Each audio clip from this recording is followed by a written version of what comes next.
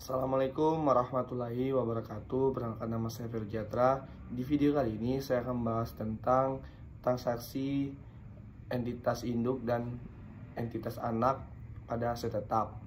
Bab 6 ya. Penyusunan laporan keuangan konsolidasi setelah periode akuisisi di mana terdapat transaksi yang berkaitan dengan aset tetap. Sekarang kita masuk ke materi yang berhubungan dengan transaksi yang berkaitan dengan berhubungnya dengan aset tetap, yang masih melibatkan antara entitas induk dengan entitas anak, apakah dalam bentuk transaksi hulu atau transaksi hilir. Kemudian untuk materi bab 6 ini, di sampingnya pembagian adalah berdasarkan transaksi hulu dan hilir, maka pembagian berikut aset tetap ini terdapat atau ada dua jenis, yaitu aset tetap yang mengalami penyusutan dan aset tetap yang tidak disusutkan. Jadi nanti pengelompokannya kita bicara dulu untuk transaksi hubungan dengan penjual aset tetap yang tidak disusutkan, misalnya tanah. Nah, nanti saya bagi lagi, ada transaksi hulu, kemudian ada transaksi hilir. Baru minggu depan kita masuk ke transaksi yang berkaitan dengan penjualan aset tetap. Untuk aset tetap yang diusutkan, misalnya peralatan mesin, bangunan. Jadi itu pembagian bab 6. Ini saya bagi menjadi dua kali pertemuan. Jadi hari ini kita bicara tentang transaksi antara entitas induk dan entitas anak dalam kaitannya dengan penjualan aset tetap, yaitu untuk aset tetap yang tidak diusutkan. Saya akan menjelaskan seperti apa pencatatan yang akan dilakukan baik itu saat perusahaan induk maupun perusahaan anak. Kemudian apa jumlah eliminasi yang harus dibuat, yang harus Anda ingat bahwa yang boleh muncul dalam laporan keuangan konsolidasi dalam kaitannya dengan transaksi induk dan anak adalah transaksi yang terjadi pihak non-emilasi. Kalau transaksi antara entitas induk dan anak tidak boleh pengaruhnya itu muncul dalam laporan keuangan konsolidasian. Jadi yang hanya boleh muncul itu adalah yang nilainya itu berasal dari transaksi dengan pihak non-afiliasi. Jadi ini sekedar pengantar bahwa ketika kedua perusahaan sudah bersatu menjadi satu kesatuan usaha, maka antara mereka itu terjadi transaksi baik hulu maupun hilir. Salah satunya adalah transaksi dalam hal penjualan aset tetap. Aset tetap ini sudah ada tetapi diatur dalam PSAK 16 yang aset tetap ini digunakan untuk mendukung operasional. Salah satunya untuk mendukung operasional pusat dengan menjual barang, misalnya mesin produksi, itu juga merupakan penjualan aset tetap. Nah, ini ada satu contoh, tapi contoh dalam buku adalah terkait dengan aset tetap penjualan tetap. Tetapi bukan antara induk dan anak, tapi antara anak perusahaan, tetapi itu tidak dibahas dalam materi Evan. Yang dibahas dalam materi Evan itu adalah transaksi antara induk dan anak, atau anak yang menjual kepada induk, bukan transaksi anak yang itu tidak akan dibahas dalam materi ini. Kemudian kita lihat bagaimana dampak pencatatan entitas induk dan jurnal eliminasi. Tapi nanti dalam penjelasan saya juga akan bertanya kepada Anda bagaimana perjurnalan yang dibuat oleh entitas anak, karena saya akan membahas transaksi hulu dalam yang induk yang menjual ke anak. Nah, bagi perusahaan induk ketika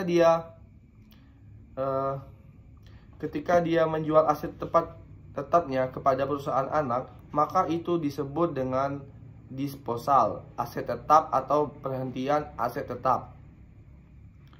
Anda sudah mengetahui bahwa penghentian aset tetap itu bisa karena aset tetap dijual, bisa aset tetap itu dihentikan.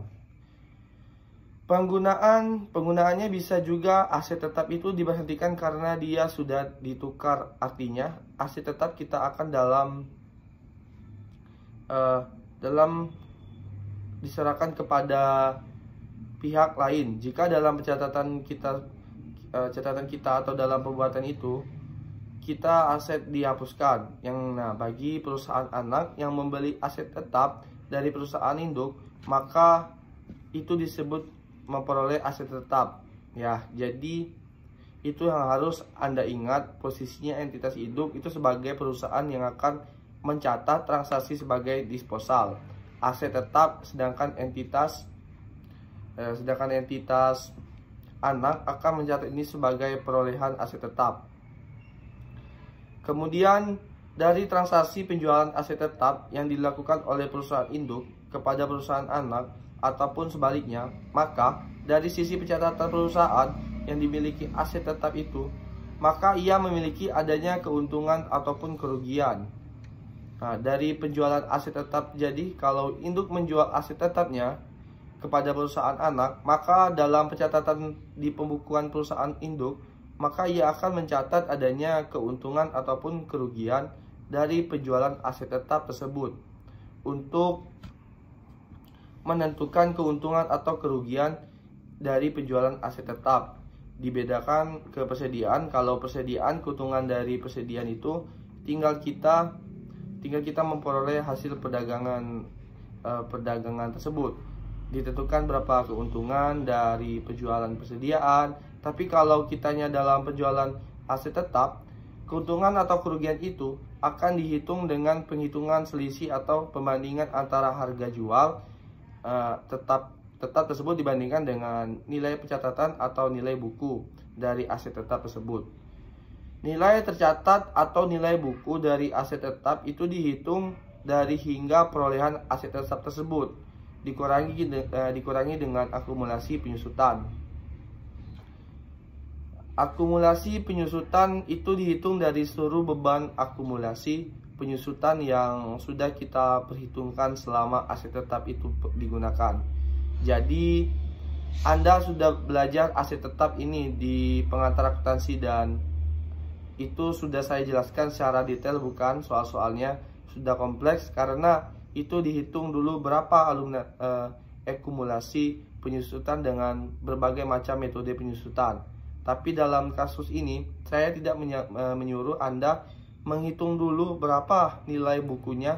Jadi langsung dengan data nilai buku itu sudah diberikan, ya kan, karena kita fokusnya tidak ada bagaimana menentukan nilai buku atau bagaimana menemukan akumulasi penyusutan, bagaimana juga menemukan nilai buku atau